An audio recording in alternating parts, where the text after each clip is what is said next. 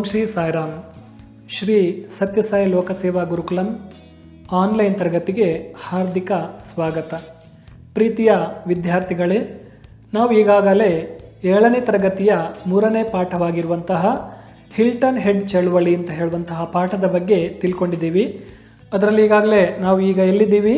Hilton head ದ್ವೀಪಕ್ಕೆ ಬಂದಿದ್ದೀವಿ. ಲೇಖಕರು ಹೇಳುವಂತಹ ಒಂದು ಮಾತುಗಳನ್ನು ಕೇಳಿಸಿಕೊಂಡು ಮುಂದಿನ ಭಾಗವನ್ನು ಇವತ್ತು ನಾವು ತಿಳ್ಕೊಳ್ಳೋಣ ಮಕ್ಕಳೇ. ಆಮೇಲೆ ಏನಾಗುತ್ತೆ, ಈ ಒಂದು ಶ್ರೀಮಂತ ವರ್ಗದವರು ಎಲ್ಲ ಏನು ಮಾಡ್ತಾರೆ, ತೋಟ ತುಡಿಗೆಗಳನ್ನು ನಾಶ ಮಾಡ್ತಾರೆ. ಅಲ್ಲಿ ರೆಸಾರ್ಟ್ಗಳನ್ನು, ಹೋಮ್ ಸ್ಟೇಗಳನ್ನು, ಹಾಗೆಯೇ ಗಾಲ್ಫ್ ಕೋರ್ಸುಗಳನ್ನು ಇದನ್ನೆಲ್ಲ ನಿರ್ಮಾಣ ಮಾಡ್ತಾರೆ. ಈ ರೀತಿಯ ಅತಿಕ್ರಮಣ ಸಲ್ಲದು ಎಂದು ಅಲ್ಲಿಯ ಕೆಲವರಾದರೂ ಪರ್ಯಾವರಣಾಭಿಮಾನಿಗಳಿಗೆ ಅನ್ನಿಸಿತೇನೋ. ಈ ಒಂದು ಯುರೋಪಿಯನ್ನರು ಮಾಡ್ತಾ ಇರುವಂಥದ್ದು, ಈ ಒಂದು ಪರಿಸರದಲ್ಲಿ ಅತಿಕ್ರಮಣ ಮಾಡಿ, ಆಕ್ರಮಣ ಮಾಡಿ ಏನು ಮಾಡ್ತಾರೆ, ಅಲ್ಲಿಯ ಪರಿಸರವನ್ನು ಹಾಳು ಮಾಡ್ತಾ ಇದ್ದಾರೆ. ಅಲ್ಲಿಯ ಪರಿಸರ ಅಭಿಮಾನಿಗಳಿಗೆ, ಪರ್ಯಾವರಣ ಅಭಿಮಾನಿಗಳು, ಪರಿಸರವನ್ನು ಇಷ್ಟಪಡುವವರು, ಪರಿಸರದ ಮೇಲೆ ಪ್ರೀತಿ ಇರುವವರು ಏನು ಮಾಡ್ತಾರೆ, ಇದನ್ನು ನಾವು ಏನು ಮಾಡಬೇಕು, ಖಂಡಿಸಬೇಕು. ಈ ಯುರೋಪಿಯನ್ನರು ಮಾಡುವಂತಹ ಒಂದು ಪರಿಸರವನ್ನು ನಾಶ ಮಾಡ್ತಕ್ಕಂತಹ ಕೆಲಸವನ್ನು ಇಲ್ಲಿ ಹಿಲ್ಟನ್ ಹೆಡ್ ದ್ವೀಪದಲ್ಲಿ ಮಾಡ್ತಾ ಇದ್ದಾರೆ. ಇದರ ಸೌಂದರ್ಯವನ್ನು ಕಳ್ಕೊಳ್ತಾ ಇದೆ ಹಿಲ್ಟನ್ ಹೆಡ್ ದ್ವೀಪ. ಅವರಿಗೆ ಈ ರೀತಿಯ ಒಂದು ಭಾವನೆ ಬರುತ್ತೆ.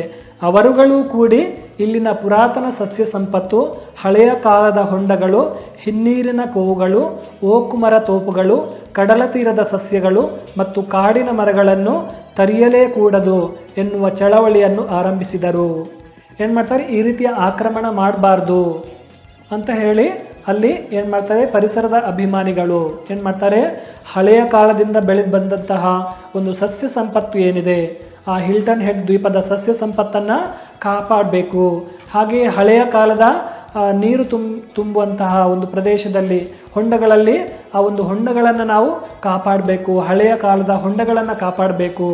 ಹಾಗೆಯೇ ಹಿನ್ನೀರಿನ ಕೋವುಗಳು, ಸಮುದ್ರದ ಒಳಗೆ ಚಾಚಿರುವಂತಹ ನೆಲಭಾಗಗಳು, ಹಾಗೆಯೇ ಬೆಳೆ ಬಾಳುವಂತಹ ಓಕು ಮರಗಳು, ಓಕು ಮರದ ತೋಪುಗಳು, ಗುಂಪು ಗುಂಪಾಗಿ ಬೆಳೆದಿರುವಂತಹ ಓಕು ಮರಗಳನ್ನು ನಾವು ಕಾಪಾಡಬೇಕು. ಹಾಗೆಯೇ ಕಡಲ ತೀರದ ಸಸ್ಯಗಳು, ಕಡಲ ತೀರದಲ್ಲಿ ಬೆಳೆಯುವಂತಹ ಸಸ್ಯಗಳನ್ನು, ಹಾಗೆಯೇ ಕಾಡಿನ ಮರಗಳನ್ನು ಕೂಡ ನಾವು ಕಾಪಾಡಬೇಕು. ಇದನ್ನು ನೀವು ತರಿಯಲೇ ಕೂಡದು, ಅಂದರೆ ನಾಶ ಮಾಡಬಾರ್ದು, ಕಡಿಯಲೇ ಕೂಡದು ಅಂತ ಹೇಳಿ ಏನು ಮಾಡ್ತಾರೆ, ಈ ರೀತಿಯ ಒಂದು ಚಳವಳಿಯನ್ನು ಯಾರು ಮಾಡ್ತಾರೆ, ಪರಿಸರ ಸ್ನೇಹಿಗಳು, ಪರಿಸರದ ಮೇಲೆ ಪ್ರೀತಿ ಪ್ರೇಮ ಇರುವವರು ಇದನ್ನು ಕಾಪಾಡಬೇಕು ಅಂತ ಹೇಳಿ ಈ ಒಂದು ಚಳುವಳಿಯನ್ನು ಮಾಡ್ತಾರೆ. ಆದರೂ ದುಡ್ಡು ಬುಲ್ಡೋಸರುಳ್ಳ ವೀರರ ಮುಂದೆ ಇವರ ಕೈ ಸಾಗಲಿಲ್ಲ. ತುಂಬ ದುಡ್ಡು ಇರುವವರಿಗೆ, ಶ್ರೀಮಂತ ವರ್ಗದವರಿಗೆ, ಬುಲ್ಡೋಸರುಲ್ಲ ಅಂತ ಹೇಳಿದ್ರೆ ಅತಿಯಾಗಿರುವಂತಹ, ಅಪಾರವಾಗಿರುವಂತಹ ಸಂಪತ್ತನ್ನು ಹೊಂದಿದಂತಹ ಶ್ರೀಮಂತ ವರ್ಗದವರಿಗೆ, ಇವರ ಮುಂದೆ ಈ ಪರಿಸರ ಅಭಿಮಾನಿಗಳ ಒಂದು ಪ್ರಯತ್ನ ಏನಾಯಿತು, ವಿಫಲ ಆಗುತ್ತೆ. ಹಾಗೆಯೇ ಇಲ್ಲಿನ ಗಾಲ್ಫ್ ಕೋರ್ಸುಗಳು, ಕ್ರೀಡಾ ವಿನೋದಗಳೆಡೆಗಳು ಎಷ್ಟು ಚೆನ್ನಾಗಿದ್ದವೆಂದರೆ ಪ್ರಸಿದ್ಧರು ಮೋಜಿಗೆ ಬರುತ್ತಿದ್ದರು. ಪ್ರಸಿದ್ಧರಾಗಿರುವಂತಹ, ಹೆಸರುವಾಸಿಯಾಗಿರುವಂತಹ ಜನರು, ಶ್ರೀಮಂತ ವರ್ಗದವರು ಏನು ಮಾಡ್ತಾರೆ, ಈ ವಿಶೇಷವಾಗಿರುವಂತಹ ಶ್ರೀಮಂತರು ಆಡುವಂತಹ ಒಂದು ಆಟದ ಮೈದಾನಕ್ಕೆ, ಚೆಂಡು ಆಡುವಂತಹ ಆಟಕ್ಕೆ, ಆ ಕ್ರೀಡಾ ಮೈದಾನಕ್ಕೆ ಬರ್ತಾರೆ. ಹಾಗೆಯೇ ವಿನೋದವನ್ನು, ಸಂಭ್ರಮವನ್ನು ಪಡ್ತಾರೆ. ಇದು ಎಷ್ಟು ಚೆನ್ನಾಗಿತ್ತು ಅಂತ ಹೇಳಿದರೆ, ಅಲ್ಲಿ ಪ್ರಸಿದ್ಧವಾಗಿರುವಂತಹ, ಹೆಸರುವಾಸಿಯಾಗಿರುವಂತಹ ಜನರು ಕೂಡ ಆ ಒಂದು ಆಟಕ್ಕೆ ಬರ್ತಾಯಿದ್ರು, ಅಂದರೆ ಮನರಂಜನೆಗೋಸ್ಕರ ಬರ್ತಾಯಿದ್ರು ಅಂತ ಹೇಳ್ತಿದ್ದಾರೆ. ಅಮೇರಿಕದ ಪ್ರೆಸಿಡೆಂಟರು ಗಾಲ್ಫ್ಗೆ ಬಂದದ್ದುಂಟು. ಅಮೇರಿಕದ ಅಧ್ಯಕ್ಷರು ಕೂಡ ಗಾಲ್ಫ್ಗೆ, ಆ ಒಂದು ಆಟವನ್ನು ಆಡೋದಕ್ಕೆ ಅಲ್ಲಿಗೆ ಬರ್ತಾ ಇರ್ತಾರೆ ಅಂತ ಹೇಳ್ತಿದ್ದಾರೆ.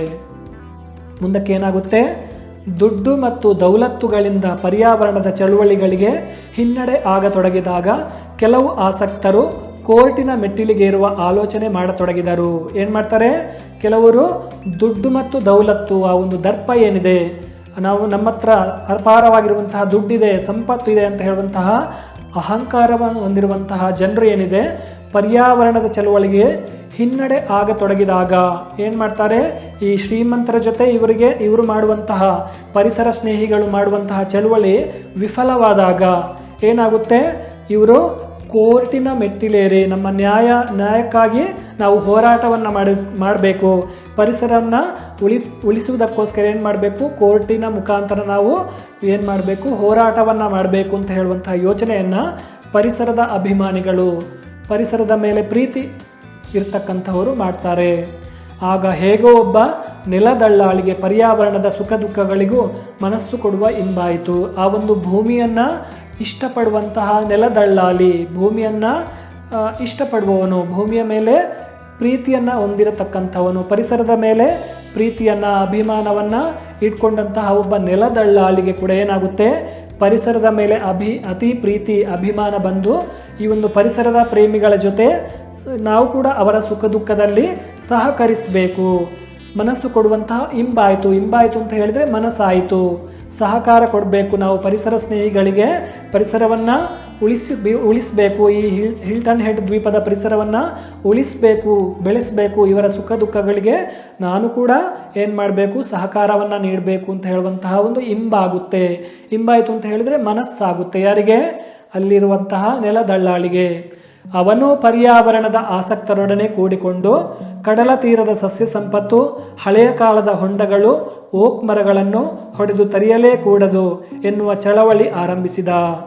ಅಲ್ಲಿಯ ಪರಿಸರ ಅಭಿಮಾನಿಗಳ ಜೊತೆ ಏನು ಮಾಡ್ತಾನೆ, ಈ ಕಡಲ ತೀರದಲ್ಲಿ ಬೆಳೆಯುವಂತಹ ಸಸ್ಯ ಸಂಪತ್ತನ್ನು ಉಳಿಸಬೇಕು, ಹಳೆಯ ಕಾಲದ ಹೊಂಡಗಳನ್ನು ಉಳಿಸಬೇಕು, ಬೆಳೆ ಬಾಳತಕ್ಕಂತಹ ಓಕ್ ಮರಗಳನ್ನು ನಾವು ಕಡಿಯದಂತೆ ನಾವು ಏನು ಮಾಡಬೇಕು, ಅದನ್ನು ತಡೆ ಹಿಡಿಬೇಕು, ಚಳುವಳಿಯನ್ನು ಮಾಡಬೇಕು ಅಂತ ಹೇಳುವಂತಹ ಚಳುವಳಿಯನ್ನು ಯಾರು ಮಾಡ್ತಾರೆ?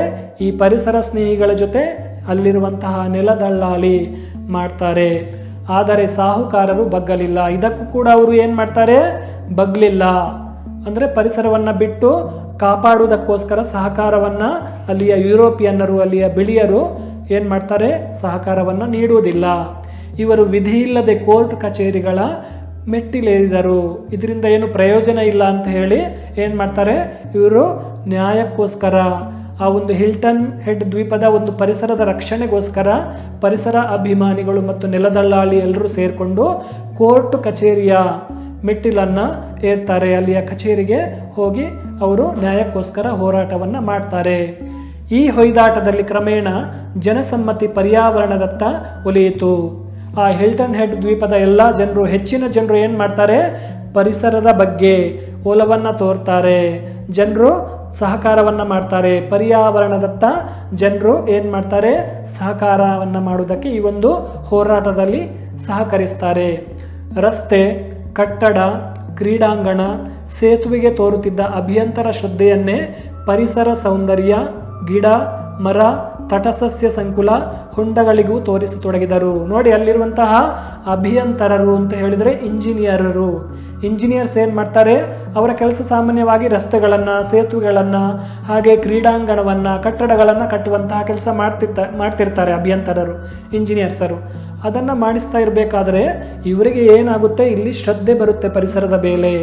ಪರಿಸರವನ್ನು ಉಳಿಸುವಂತಹ ಶ್ರದ್ಧೆಯನ್ನು ಅವರು ಏನು ಮಾಡ್ತಾರೆ? ಶ್ರದ್ಧೆಯನ್ನು ಮಾಡಿಕೊಂಡು, ಶ್ರದ್ಧೆಯನ್ನು ಬೆಳೆಸಿಕೊಂಡು ಪರಿಸರದಲ್ಲಿರುವಂತಹ ಸೌಂದರ್ಯವನ್ನು, ಅಂದರೆ ಅಲ್ಲಿರುವಂತಹ ಗಿಡಗಳನ್ನು, ಮರಗಳನ್ನು, ತಟಸಸ್ಯ ಸಂಕುಲ ಅಂತ ಹೇಳಿದ್ರೆ ಸಮುದ್ರ ತೀರದಲ್ಲಿರುವಂತಹ ಬೆಳೆಯುವಂತಹ ಗಿಡಗಳನ್ನು, ಹೊಂಡಗಳನ್ನು ಎಲ್ಲವನ್ನ ಕೂಡ ಏನು ಮಾಡಿದರು? ತೋರಿಸತೊಡಗಿದರು. ಹೊಂಡಗಳಿಗೂ ಆಸಕ್ತಿಯನ್ನು ತೋರಿಸ್ತಾರೆ. ಅದನ್ನು ಉಳಿಸುವಂತಹ, ಬೆಳೆಸುವಂತಹ ಆಸಕ್ತಿಯನ್ನು ಅಲ್ಲಿ ಅಭಿಯಂತರರು ಅಂದರೆ ಇಂಜಿನಿಯರ್ಸ್ ಕೂಡ ತೋರಿಸ್ತಾರೆ. ಆ ಒಂದು ಹಿಲ್ಟನ್ ಹೆಡ್ ದ್ವೀಪದ ಪರಿಸರವನ್ನು ಕಾಪಾಡುವುದಕ್ಕೆ ಸಹಕಾರವನ್ನು ಮಾಡ್ತಾರೆ. ಸ್ಥಳದ ನೆಲ, ಜಲ, ವನ ಸಂಪತ್ತು ಹೆಚ್ಚುವಂತೆ ನೆಲವನ್ನು ಕಾಪಿಟ್ಟುಕೊಂಡು ದ್ವೀಪದ ಸೌಂದರ್ಯವನ್ನು ಹೆಚ್ಚಿಸಿಕೊಳ್ಳಬೇಕು ಎನ್ನುವ ದೀಡಿನಲ್ಲಿ ಮಂತ್ರಾಲೋಚನೆಗಳಾದವು. ಏನಾಗುತ್ತೆ?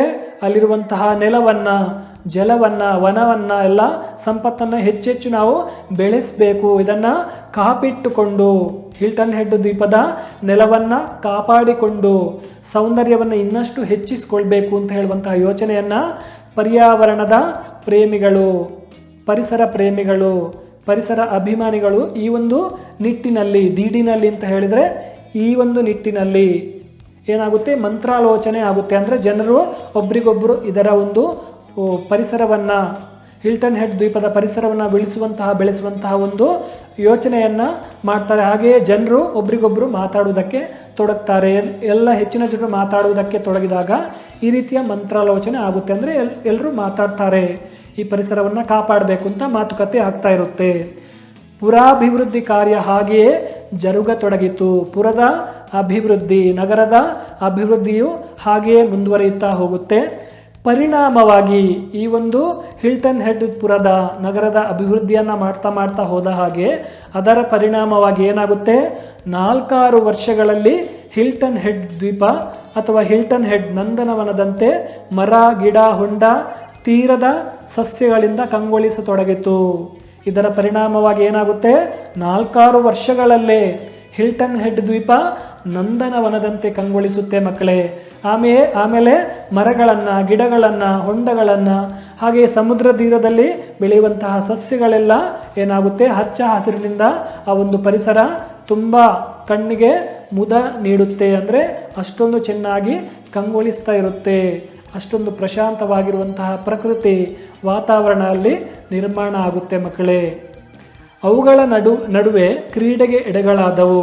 ಅಂದರೆ ಅಲ್ಲಿ ಏನಾಗುತ್ತೆ, ಗಾಲ್ಫ್ ಕೋರ್ಸ್ಗಳು ಇವುಗಳೆಲ್ಲ ನಿರ್ನಾಮ ಆಗ್ತಾ ಹೋಗುತ್ತೆ. ಅಂದರೆ ನಾಶದ ಒಂದು ಅಂಚಿಗೆ ಹೋಗುತ್ತೆ. ಅಲ್ಲಿ ಕಡಿಮೆ ಆಗ್ತಾ ಇರುತ್ತೆ ಗಾಲ್ಫ್ ಆಟ ಆಡುವಂಥದ್ದು. ಇದೆಲ್ಲ ಏನಾಗುತ್ತೆ, ಕಡಿಮೆ ಆಗ್ತಾ ಹೋಗುತ್ತೆ. ಪ್ರೆಸಿಡೆಂಟರು ಪಚ್ಚೆಯಂತೆ ಹೊಳೆಯುವ ಇಲ್ಲಿಯ ಗಾಲ್ಫ್ ಕೋರ್ಸ್ಗೆ ಆಡಲು ಬರುವುದು ಸಾಧಾರಣವಾಯಿತು. ಏನು ಮಾಡ್ತಾರೆ, ಅಲ್ಲಿ ಅಮೆರಿಕದ ಅಧ್ಯಕ್ಷರು ಆ ಒಂದು ಗಾಲ್ಫ್ ಕೋರ್ಸ್ಗೆ ಆಟಕ್ಕೆ ಬರ್ತಾ ಇರ್ತಾರೆ. ಆಮೇಲೆ ಈ ರೀತಿ ಪರಿಸರದ ಒಂದು ರಕ್ಷಣೆ ಮಾಡಲಿಕ್ಕೆ ಶುರುವಾದ ಮೇಲೆ, ಪರಿಸರದ ಸೌಂದರ್ಯದ ಒಂದು ಹೆಚ್ಚು ಸೌಂದರ್ಯ ಆ ಒಂದು ಹಿಲ್ಟನ್ ಹೆಡ್ ದ್ವೀಪದಲ್ಲಿ ಆಗ್ತಾ ಇದ್ದ ಹಾಗೆ ಅಲ್ಲಿ ಗಾಲ್ಫ್ ಕೋರ್ಸ್ಗೆ ಈ ಒಂದು ಅಮೆರಿಕದ ಅಧ್ಯಕ್ಷರು ಕೂಡ ಆ ಒಂದು ಪರಿಸರದ ಸೌಂದರ್ಯವನ್ನು ನೋಡಿ ಮನಸೋತು ಆಟ ಆಡುವುದಕ್ಕೆ ಬರುವುದಕ್ಕೆ ಕಡಿಮೆ ಮಾಡ್ತಾ ಹೋಗ್ತಾರೆ. ಹಾಗೆ ಮುಂದಕ್ಕೆ ಏನಾಗುತ್ತೆ, ದಿನವಿಡೀ ಸುತ್ತಾಡಿ ಸಂತೋಷಪಟ್ಟು ಕಡಲ ತಡಿಯ ಪುರಾತನ ಲೈಟ್ ಹೌಸನ್ನೇರಿ ಅಟ್ಲಾಂಟಿಕ್ ಮಹಾಸಾಗರ, ಸಮುದ್ರದಲ್ಲೋಡಾಡುತ್ತಿದ್ದ ನೌಕೆಗಳು, ಕಡಲ ಕಾಗೆಗಳು, ನಮ್ಮ ಬಡ್ಡೆಗೆ ಬಂದಿಳಿಯುವ ರೇವನ್ ಮೈನಾಗಳನ್ನು ನೋಡಿ ನಾವು ಆನಂದಿಸಿದೆವು.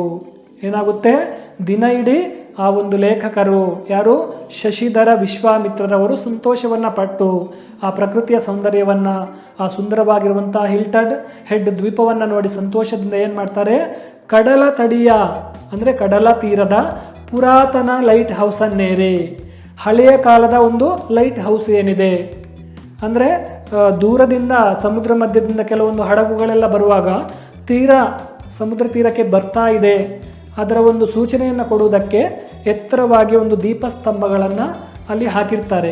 ಆ ಒಂದು ಲೈಟ್ ಹೌಸ್ ಹತ್ರ ಏನು ಮಾಡ್ತಾರೆ, ಈ ಲೇಖಕರು ಅಲ್ಲಿ ಹೋಗಿ ಅಲ್ಲಿ ಏನು ಮಾಡ್ತಾರೆ, ಲೈಟ್ ಹೌಸನ್ನೇರಿ ಅಟ್ಲಾಂಟಿಕ್ ಮಹಾಸಾಗರವನ್ನು, ಆ ಒಂದು ಸೌಂದರ್ಯವನ್ನು ವೀಕ್ಷಿಸ್ತಾ ಇರ್ತಾರೆ. ಸಮುದ್ರದಲ್ಲೋಡಾಡುತ್ತಿದ್ದ ನೌಕೆಗಳು, ಸಮುದ್ರ ತೀರದಲ್ಲಿ ಏನಾಗುತ್ತೆ, ಆ ಅಟ್ಲಾಂಟಿಕ್ ಸಮುದ್ರದಲ್ಲಿ ಸಾಗರದಲ್ಲಿ ಓಡಾಡ್ತಾ ಇರುವಂತಹ ನೌಕೆಗಳನ್ನು ಅಂದರೆ ಹಡಗುಗಳನ್ನು ನೋಡ್ತಾರೆ ಮಕ್ಕಳೇ. ಆಮೇಲೆ ಕಡಲ ಕಾಗೆಗಳು, ಕಡಲ ತೀರದಲ್ಲಿ ವಾಸ ಮಾಡುವಂತಹ ಒಂದು ಕಾಗೆಗಳನ್ನು ನೋಡ್ತಾರೆ. ನಮ್ಮ ಬಡ್ಡೆಗೆ ಬಂದಿಳಿಯುವ ಅಂದರೆ ಅವರು ಇದ್ದಂತಹ ಒಂದು ಪ್ರದೇಶದಲ್ಲಿ ಸಮುದ್ರ ತೀರಕ್ಕೆ ರೇವನ್ ಮೈನಾಗಳನ್ನು ಅಂದರೆ ಒಂದು ರೇವನ್ ಜಾತಿಗೆ ಮತ್ತು ಮೈನಾಗಳ ಜಾತಿಗೆ ಸಮುದ್ರ ತೀರದಲ್ಲಿ ಬಂದು ವಾಸ ಮಾಡ್ತಕ್ಕಂತಹ ಒಂದು ಪಕ್ಷಿಗಳನ್ನು ಕೂಡ ನೋಡಿ ಯಾರು ಆನಂದಿಸ್ತಾರೆ, ಲೇಖಕರು ಶಶಿಧರ ವಿಶ್ವಾಮಿತ್ರರವರು ಆನಂದ ಪಡ್ತಾರೆ ಮಕ್ಕಳೇ. ಅಲ್ಲಿಂದ ಕೆಳಗಿಳಿದ ಮೇಲೆ ಅಕಸ್ಮಾತ್ತಾಗಿ ಹಾವು ಬಳುಕಿನ ಹಿನ್ನೀರಿನ ದೊಣೆಯ ಒಂದು ಬದಿಯಲ್ಲಿ ದುಂಡನೆಯ ವೇದಿಕೆಯ ನಡುವೆ ಒಂದು ದೊಡ್ಡ ಓಕ್ ಮರವನ್ನು ಕಂಡೆವು. ಅಲ್ಲಿಂದ ಕೆಳಗಿಳಿತಾರೆ ಯಾರು, ಆ ಒಂದು ಸ್ತಂಭದಿಂದ ಲೈಟ್ ಹೌಸಿನಿಂದ ಏನು ಮಾಡ್ತಾರೆ, ಈ ಲೇಖಕರು ಕೆಳಗಿಳಿದು ಅಕಸ್ಮಾತ್ತಾಗಿ ಅಂದರೆ ಅಚಾನಕ್ಕಾಗಿ, ಹೋಗಬೇಕು ಅಂತ ಹೋಗಲಿಲ್ಲ, ಅಲ್ಲಿ ಇಳಿದು ಹೋಗಬೇಕಾದ್ರೆ ಆ ಒಂದು ಜಾಗದಲ್ಲಿ ಹಾವು ಬಳುಕಿನ ಅಂದರೆ ಹಾವು ಓರೆಕೋರೆಯಾಗಿ ಓಡಾಡ್ತಾ ಇರುತ್ತಲ್ಲ, ಅದೇ ರೀತಿ ಹಾವು ಓಡಾಡುವ ರೀತಿಯಲ್ಲಿಯೇ ಅಲ್ಲಿ ನೀರು ಒಂದು ದೊಣೆಯ ಹತ್ರ ಚಿಕ್ಕದಾಗಿ ಒಂದು ತೋಡಿನ ಹಾಗೆ ದೊಣೆ ಅಂತ ಹೇಳುವಂತಹ ಒಂದು ಜಾಗದಲ್ಲಿ ದೊಣೆಯಲ್ಲಿ ನೀರು ಹಾವು ಬಳುಕಿನ ರೀತಿಯಲ್ಲಿ ಹರಿಯುತ್ತಾ ಇತ್ತು. ಅದರ ಬದಿಯಲ್ಲಿ ಏನು ಮಾಡ್ತಾರೆ, ಅಲ್ಲಿ ಒಂದು ದುಂಡನೆಯ ಒಂದು ವೇದಿಕೆಯನ್ನು ನೋಡ್ತಾರೆ. ದುಂಡನೆ ಅಂದರೆ ವೃತ್ತಾಕಾರದಲ್ಲಿರುವಂತಹ ಒಂದು ವೇದಿಕೆಯನ್ನು ನೋಡ್ತಾರೆ. ಆ ವೃತ್ತಾಕಾರದ ವೇದಿಕೆಯ ಮಧ್ಯಭಾಗದಲ್ಲಿ ಒಂದು ದೊಡ್ಡ ಓಕು ಮರವನ್ನು, ಬೆಳೆ ಬಾಳತಕ್ಕಂತಹ ಒಂದು ದೊಡ್ಡ ಓಕು ಮರವನ್ನು ಅಲ್ಲಿ ಲೇಖಕರು ಕಾಣ್ತಾರೆ. ಅದೇನೆಂದು ಅಲ್ಲಿಗೆ ಹೋದೆವು, ಅದು ಏನು ಅಂತ ಹೇಳಿ ನೋಡೋದಕ್ಕೆ ಅಲ್ಲಿಗೆ ಲೇಖಕರು ಹೋಗ್ತಾರೆ ಮಕ್ಕಳೇ. ಅದೊಂದು ಹಳೆಯ ಓಕ್ ಮರ, ಅದು ತುಂಬ ಹಳೆಯ ಕಾಲದ ಒಂದು ಬೆಳೆ ಬಾಳತಕ್ಕಂತಹ ಒಂದು ಓಕ್ ಮರ ಅಂತ ಹೇಳಿ ಅವರಿಗೆ ಗೊತ್ತಾಗುತ್ತೆ. ಅದರಡಿ ತೆಳ್ಳಗೆ ಅಗೆತ ಮಾಡಿ ದಪ್ಪ ಗೊಬ್ಬರ ಮರದ ಚೆಕ್ಕೆ ಹರಡಿದ್ದರು. ಅಲ್ಲಿ ಆ ಒಂದು ಸುತ್ತಲೂ, ಆ ಮರದ ಸುತ್ತಲೂ ಆ ಒಂದು ನೆಲವನ್ನು ಅಗೆದು ಏನು ಮಾಡಿರ್ತಾರೆ, ಗೊಬ್ಬರಗಳನ್ನು ಹಾಕಿಬಿಟ್ಟು ಮರದ ತುಂಡುಗಳನ್ನು, ಮರದ ಚೆಕ್ಕೆಗಳು ಅಂದರೆ ಮರದ ಚಿಕ್ಕ ಚಿಕ್ಕ ತುಂಡುಗಳು ಮತ್ತು ಮರದ ಸಿಪ್ಪೆಗಳನ್ನು ಏನು ಮಾಡಿರ್ತಾರೆ, ಆ ಮರದ ಸುತ್ತಲೂ ಹರಡಿರುವುದನ್ನು ಯಾರು ಗಮನಿಸಿರ್ತಾರೆ, ಆ ಲೇಖಕರು ವಿಶ್ವಾಮಿತ್ರ, ಶಶಿಧರ ವಿಶ್ವಾಮಿತ್ರರವರು ಗಮನಿಸ್ತಾರೆ ಮಕ್ಕಳೇ. ಯಾರೂ ಕಾಲಿಕ್ಕದಂತೆ ಪರಿಧಿಯ ಸುತ್ತಲೂ ಕಟಕಟೆ ಕಟ್ಟಿದ್ದರು. ಆ ಮರದ ಜಾಗಕ್ಕೆ, ಆ ಒಂದು ವಿಶೇಷವಾಗಿರುವಂತಹ ಓಕು ಮರದ ಪ್ರದೇಶಕ್ಕೆ, ಆ ಒಂದು ಮರದ ಬುಡಕ್ಕೆ ಯಾರು ಕೂಡ ಅದಕ್ಕೆ, ಆ ಒಂದು ಮರಕ್ಕೆ ತೊಂದರೆ ಕೊಡಬಾರ್ದು ಅಂತ ಹೇಳಿ, ಅಲ್ಲಿ ಕಾಲಿಡಬಾರ್ದು ಅಂತ ಹೇಳಿ ಆ ವೃತ್ತಾಕಾರದ ಕಟ್ಟೆಯ ಸುತ್ತ ಏನು ಮಾಡಿರ್ತಾರೆ, ಕಟ್ಟೆಯನ್ನು ಯಾರು ಕೂಡ ಹೋಗಬಾರ್ದು ಅಂತ ಕಟ್ಟೆಯನ್ನು ಕಟ್ಟಿರ್ತಾರೆ. ಇದು ಲಿಬರ್ಟಿ ಓಕ್ ಮರ. 50ರ ದಶಕದಲ್ಲಿ ಪರಿಸರ ರಕ್ಷಣೆಗಾಗಿ ಜನ ಒಗ್ಗೂಡಿ ಪಣ ತೊಟ್ಟಿದ್ದು ಈ ಮರದಲ್ಲಿಯೇ. ಇದು ಸ್ವತಂತ್ರವಾಗಿ ಆಗಿರುವಂತಹ ಮರ. ಅಂದರೆ ಇದರ ರಕ್ಷಣೆಗೋಸ್ಕರ ಏನು ಮಾಡಿದ್ದಾರೆ, ಆ ಒಂದು ಪರಿಸರದ ರಕ್ಷಣೆಗೋಸ್ಕರ, ಆ ಒಂದು ಮರದ ರಕ್ಷಣೆಗೋಸ್ಕರ ಅಲ್ಲಿ ಪರಿಸರ ಪ್ರೇಮಿಗಳು ಹೋರಾಟವನ್ನು ಮಾಡಿದ್ದಾರೆ, ಚಳುವಳಿಯನ್ನು ಮಾಡಿದ್ದಾರೆ. ಅದಕ್ಕೋಸ್ಕರ ಇದು ಸ್ವತಂತ್ರವಾಗಿ ಇರಬೇಕಾಗಿರುವಂತಹ ಲಿಬರ್ಟಿ ಓಕ್ ಮರ ಅಂತ ಹೇಳಿದರೆ ಏನು, ಸ್ವತಂತ್ರವಾಗಿ ಇರಬೇಕಾಗಿರುವಂತಹ, ಬೆಳೆಯಬೇಕಾಗಿರುವಂತಹ ಮರ, ಸ್ವತಂತ್ರವಾಗಿ ಪಡೆದಿರುವಂತಹ ನಾವು ಮರ ಅಂತ ಹೇಳ್ತಿದ್ದಾರೆ. 50ರ ದಶಕದಲ್ಲಿ ಪರಿಸರದ ರಕ್ಷಣೆಗಾಗಿ ಜನ ಒಗ್ಗೂಡಿ ಪಣ ತೊಟ್ಟಿದ್ದು. 50ನೆಯ ಒಂದು ದಶಕದಲ್ಲಿ ಪರಿಸರ ರಕ್ಷಣೆಗೋಸ್ಕರ ಜನರೆಲ್ಲ ಸೇರಿ ಒಟ್ಟುಗೂಡಿ ಒಗ್ಗಟ್ಟಿನಿಂದ ಕೂಡಿ ಏನು ಮಾಡಿದ್ದಾರೆ, ಪಣ ತೊಟ್ಟು. ಅಂದರೆ ಈ ಒಂದು ಪರಿಸರದ ರಕ್ಷಣೆಗೋಸ್ಕರ ನಾವು ಕಾಪಾಡಲೇಬೇಕು ಅಂತ ಹೇಳುವಂತಹ ಒಂದು ಹಠ ಛಲವನ್ನು ತೊಟ್ಟು ಬಿಟ್ಟು ಈ ಮರದ ಮೂಲಕನೇ ಇವರು ಈ ಚಳುವಳಿಯನ್ನು ಮಾಡಿರುವಂಥದ್ದು, ಈ ಒಂದು ಸಾಹಸವನ್ನು ಮಾಡಿರುವಂಥದ್ದು. ಯಾವ ಸಾಹಸ? ಆ ಹಿಲ್ಟನ್ ಹೆಡ್ ಚಳುವಳಿಯ, ಆ ಹಿಲ್ಟನ್ ಹೆಡ್ ದ್ವೀಪದ ಪರಿಸರದ ರಕ್ಷಣೆಯನ್ನು ಮಾಡುವಂತಹ ಚಳುವಳಿಯ ಈ ಒಂದು ಸಾಹಸವನ್ನು ಮಾಡಿರುವಂಥದ್ದು ಈ ಮರದ ಮೂಲಕನೇ ಅಂತ ಹೇಳ್ತಿದ್ದಾರೆ. ಇದು ಸಂರಕ್ಷಿತ ಜಾಗ, ಇದು ಸುರಕ್ಷಿತವಾಗಿರುವಂತಹ ಒಂದು ಪ್ರದೇಶ, ಜಾಗ ಅಥವಾ ಪರಿಸರ ಅಂತ ಹೇಳ್ತಿದ್ದಾರೆ. ದಯವಿಟ್ಟು ಕಟಕಟೆಯ ಒಳಗೆ ಪ್ರವೇಶಿಸಬೇಡಿ ಎನ್ನುವ ಫಲಕವನ್ನು ನೆಟ್ಟಿದ್ದರು. ಆ ಬೃಹತ್ತಾಗಿರುವಂತಹ ಓಕ್ ಮರದ ಹತ್ರ ಏನು ಮಾಡಿದ್ರು, ಈ ಕಟ್ಟೆಯ ಒಳಗಡೆ ಕಟ್ಟಿರುವಂತಹ ಒಂದು ಜಾಗ, ಮರದ ಸುತ್ತ ವೃತ್ತಾಕಾರದ ಕಟ್ಟೆ ಕಟ್ಟಿರ್ತಾರೆ, ಆ ಕಟ್ಟೆಯ ಒಳಗೆ ನೀವು ಪ್ರವೇಶ ಮಾಡಬೇಡಿ ಅಂತ ಹೇಳುವಂಥ ಒಂದು ಫಲಕವನ್ನು, ಸೂಚನಾ ಫಲಕವನ್ನು ಅಲ್ಲಿ ನೆಟ್ಟಿರ್ತಾರೆ, ಹಾಕಿರ್ತಾರೆ, ಆ ಓಕ್ ಮರದ ಪಕ್ಕದಲ್ಲಿ ಹಾಕಿರ್ತಾರೆ. ಹೀಗೆ ಆ ಮರ 100 ಕಾಲ ಬಾಳುವಂತೆ ರಕ್ಷಿತವಾಗಿತ್ತು. ಆ ಮರ 100 ವರ್ಷ ಬದುಕಬೇಕು ಅಂತ ಹೇಳುವಂತಹ ದೃಷ್ಟಿಯಲ್ಲಿ ಅದನ್ನು ಕಟ್ಟಿಬಿಟ್ಟು ಅದನ್ನು ಏನು ಮಾಡ್ತಾರೆ, ರಕ್ಷಣೆಯನ್ನು ಮಾಡಿರ್ತಾರೆ. ಆ ರೀತಿ ಆ ಮರ ರಕ್ಷಿಸಲ್ಪಟ್ಟಿತ್ತು. ನಂತರದ ಕಾಲದಲ್ಲಿ ಈ ಮರದ ಪ್ರಸಿದ್ಧಿ ಎಷ್ಟು ಹರಡಿತೆಂದರೆ ಇದರ ಸಾನ್ನಿಧ್ಯವನ್ನು ಕಂಡು ಮರಳಿದ ಜನ ತಮ್ಮ ಕ್ಷೇತ್ರಗಳಲ್ಲಿ ಪರ್ಯಾವರಣ ರಕ್ಷಣೆಯಲ್ಲಿ ಚುರುಕುಗೊಂಡರು.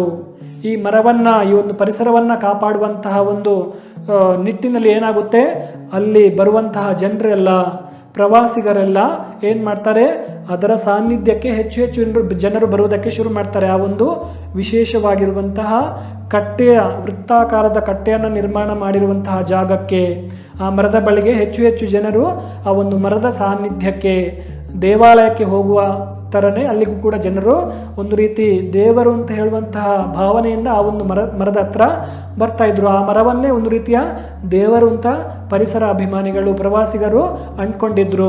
ಹಾಗೆ ಅಲ್ಲಿ ಬಂದ ನಂತರ ಪ್ರವಾಸಿಗರು ಅಥವಾ ಪರಿಸರ ಪ್ರೇಮಿಗಳು ಏನು ಮಾಡ್ತಾರೆ, ಅವರ ಊರಿಗೆ ಹೋದ್ಮೇಲೆ ಕೂಡ ಆ ಒಂದು ಪರಿಸರವನ್ನು ರಕ್ಷಣೆ ಮಾಡುವಂಥದ್ದು, ಗಿಡ ಮರಗಳನ್ನು, ಪರಿಸರವನ್ನು ಬೆಳೆಸುವಂತಹ ಒಂದು ಕೆಲಸವನ್ನು ಕೂಡ ಮಾಡುವುದರಲ್ಲಿ ಚುರುಕುಗೊಂಡರು, ಅಂದರೆ ಕ್ರಿಯಾಶೀಲರಾಗ್ತಾರೆ. ಈ ರೀತಿಯ ಒಂದು ಕೆಲಸಕ್ಕೆ ಜನರು ಮುಂದಾಗ್ತಾರೆ. ಈ ಮರದ ಸಾನ್ನಿಧ್ಯದಲ್ಲಿ ಎಷ್ಟೋ ವಿವಾಹಗಳಾಗಿವೆಯಂತೆ. ಆ ಒಂದು ಮರ ಏನಿದೆ, ಆ ವಿಶೇಷವಾಗಿರುವಂತಹ ಸುತ್ತಲೂ ವೃತ್ತಾಕಾರವಾಗಿ ಕಟ್ಟಿರುವಂತಹ ಮರ, ಆ ಓಕ್ ಮರದ ಕೆಳಗೆ ಹಲವಾರು ರೀತಿಯ ಏನಾಗಿದೆ ವಿವಾಹಗಳು ಅಥವಾ ಮದುವೆಗಳು ಕೂಡ ಆಗಿದೆ ಅಂತ ಹೇಳುವಂತಹ ಮಾತನ್ನು ಇಲ್ಲಿ ಯಾರು ಹೇಳ್ತಿದ್ದಾರೆ? ಲೇಖಕರು. ಯಾರು? ಶಶಿಧರ ವಿಶ್ವಾಮಿತ್ರರವರು ಹೇಳ್ತಾ ಇದ್ದಾರೆ ಮಕ್ಕಳೇ. ಇವತ್ತಿಗೆ ಈ ಒಂದು ಪಾಠ ಸಂಪೂರ್ಣವಾಗಿ ಇಲ್ಲಿಗೆ ಮುಗಿಯಿತು. ನಾವು ಏನು ಮಾಡ್ಬೋದು, ಮುಂದಿನ ತರಗತಿಯಲ್ಲಿ ಈ ಒಂದು ಹಿಲ್ಟನ್ ಹೆಡ್ ಚಳವಳಿ ಎಂಬ ಪಾಠದ ಪ್ರಶ್ನೋತ್ತರಗಳನ್ನು ಅಭ್ಯಾಸ ಭಾಗದಲ್ಲಿ ನಾವು ತಿಳ್ಕೊಳ್ಳೋಣ ಮುಂದಿನ ತರಗತಿಯಲ್ಲಿ ಮತ್ತೆ ಭೇಟಿಯಾಗೋಣ. ಧನ್ಯವಾದಗಳು.